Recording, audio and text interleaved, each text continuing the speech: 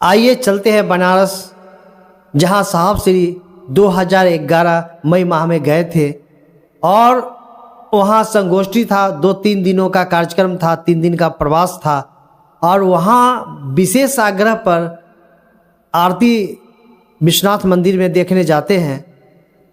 रास्ते में उस संकरी गली में, जो पतली गली है मंदिर तक जाने में, पीछे से एक विशालकाय साठ आ जाता है, लेकिन कहाँ गायब हो जाता है साहब तक पहुँचते पहुँचते पता नहीं चलता है। जब मंदिर में पहुँचते हैं तो भीड़ से अलग दीवार लगकर साहब श्री खड़े हैं, लेकिन जब आरती समाप्त होती है तो सारे भक्तों के पास आरती नहीं जाती है और आरती कराने वाले जो महापुरोहित होते हैं वो आरती लेकर साहब श्री के पास आते हैं। बड़ा ही ये अचरज की घटना है, लेकिन घटना किनके साथ घटी? तो साहब श्री के साथ। और साहब श्री के साथ प्रायः ऐसी अलौकिक घटनाएं घटती रहती है। तो आइए चलते हैं पूरी घटनाओं की ओर, समझने के लिए, बुझने के लिए और देखने के लिए।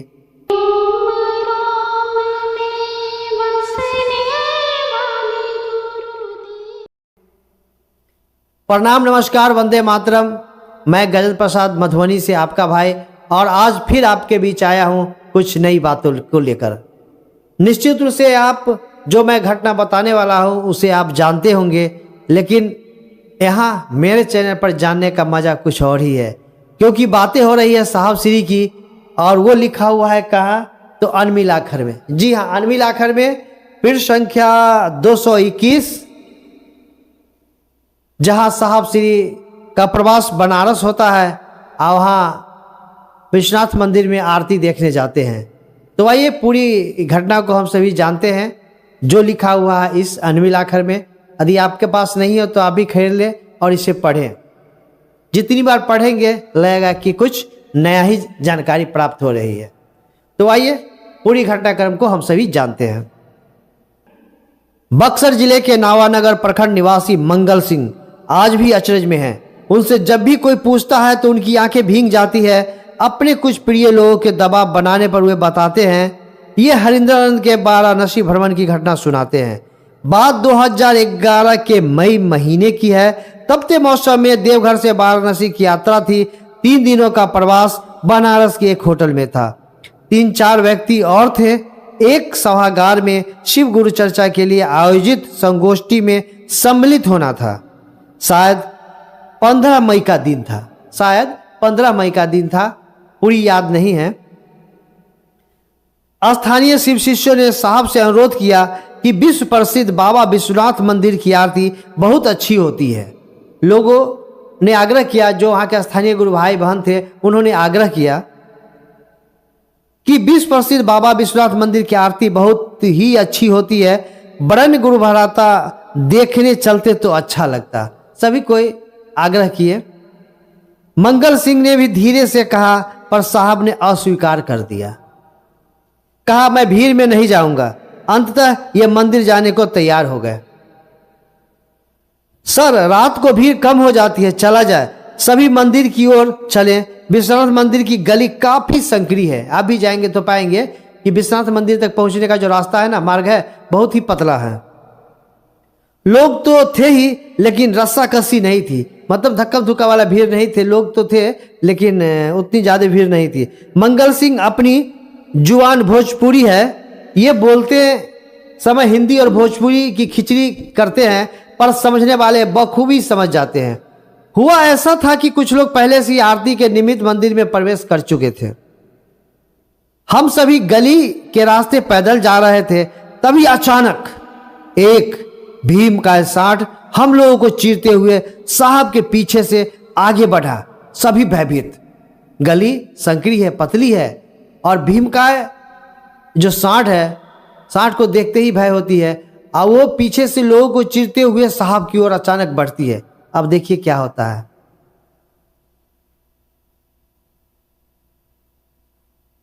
सभी भयभीत। फिर साठ किधर गया किसी ने नहीं देखा। साहब के नजदीक आते आते साठ किधर गया किसी ने भी नहीं देखा, किसी ने भी नहीं जाना। मंदिर का प्रवेश द्वार आ गया। पुलिस की सुरक्षा जांच के बाद सभी मंदिर के अंदर गए। भारत की विश्व विख्यात तीर्थस्थली का वह अनुपम ज्योतिर्लिंग चारों ओर खड़े लगभग 500 लोगों के कारण दृष्टि गोचर नहीं था, दिख नहीं रहा था, भीड़ अधिक था, जिस कारण से शिवलिंग लोग पीछे वाले लोग देख नहीं पा रहे थे। आरती अब प्रारंभ होने वाली थी। साथ आए लोगों से हरिंद्रानंद साहब श्री बोले, आप लोग भीतर आरती में जाइए। साहब प्रवेश द्वार के भीतर मंदिर की दीवार से सट कर खड़े हो गए। वहां धक्का मुक्की नहीं थी। साथ आए लोगों ने किसी तरह अपना रास्ता बनाया और भीड़ में घुस गए। साहब के साथ जो आए थे, साहब मंदिर के दीवार के किनारे लग गए, सट गए दीवार में, और बाकी लोग आरती जहां हो रही थी, जहां भीड़ भाड़ थी, किसी तरह वो लोग अंदर घुस गए। मंगल जी आप भी जाइए, साहब श्री कहते हैं, मंगल जी आप भी जाइए, मेरा परवट्टा दे दीजिए। साहब हरिंद्रानंद बोले, पान का डब्बा उनके पास था। सर हम नहीं जाएंगे। मंगल सिंह बोलते हैं, सर हम नहीं जाएंगे, एक आदमी को तो आपके पास रहना ही चाहिए। मंगल सिंह ने कहा। इतनी ही देर में आरती शुरू हो गई। इतनी ही देर में आरती शुरू हो गई।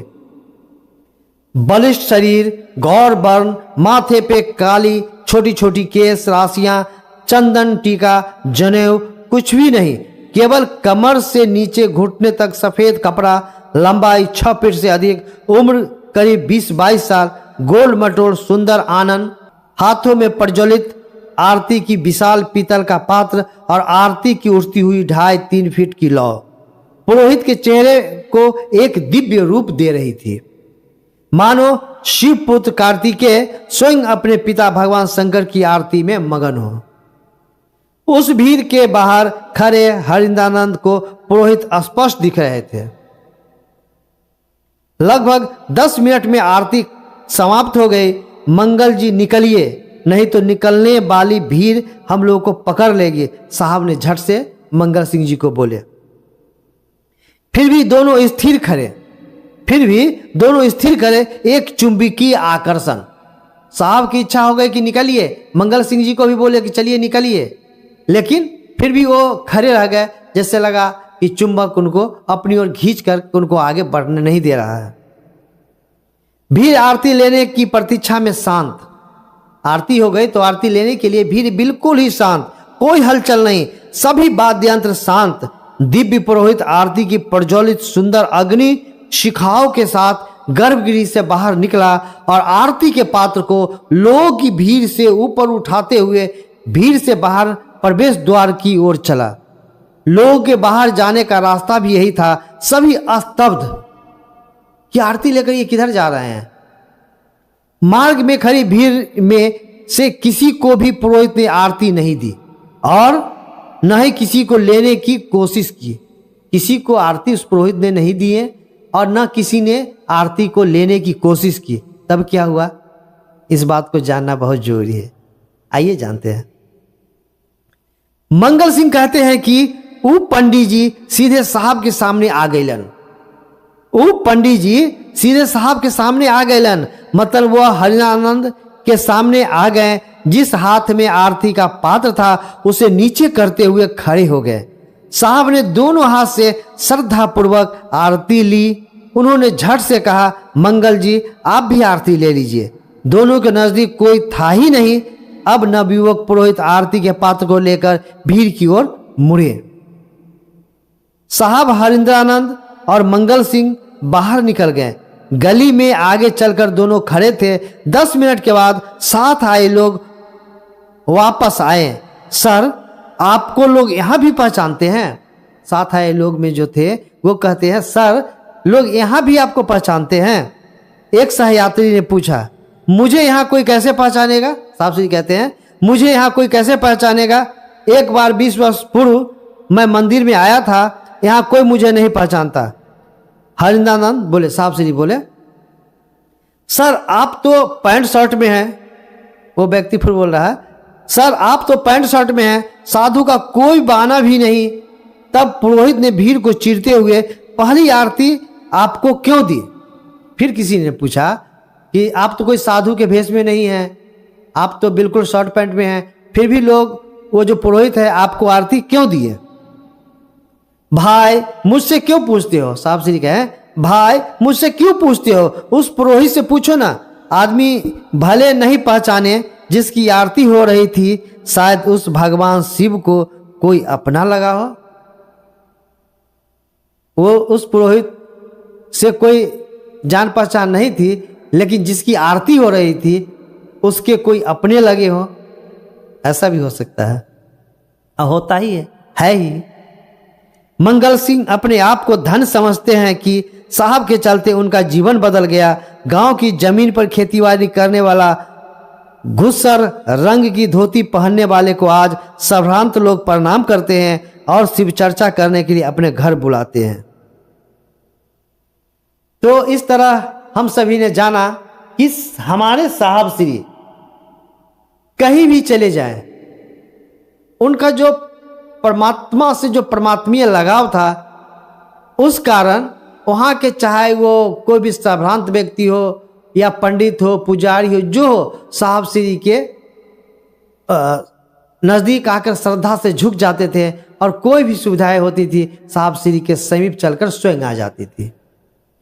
तो इस तरह एक अलौकिक घटना को हम सभी ने जाना। हम सभी भी उतना ही प्यार करने का प्रयास करें जितना साहब श्री अपने गुरुदेव से करते हैं। हम सभी प्रयास करें और साहब श्री भी कहें कि आप सभी को लेकर मैं शिव तक जाऊंगा। इसीलिए तो साहब श्री कहें कि आओ चले शिव तक, आओ चले शिव की ओर।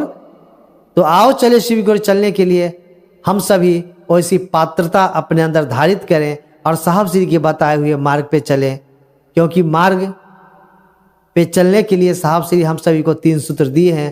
तीनों सूत्र को अपने अंदर समाते हुए जन जन से कहें कि मेरे गुरु शिव है, आपके भी गुरु शिव हो जाए। आइए शिव को अपना गुरु बना ले।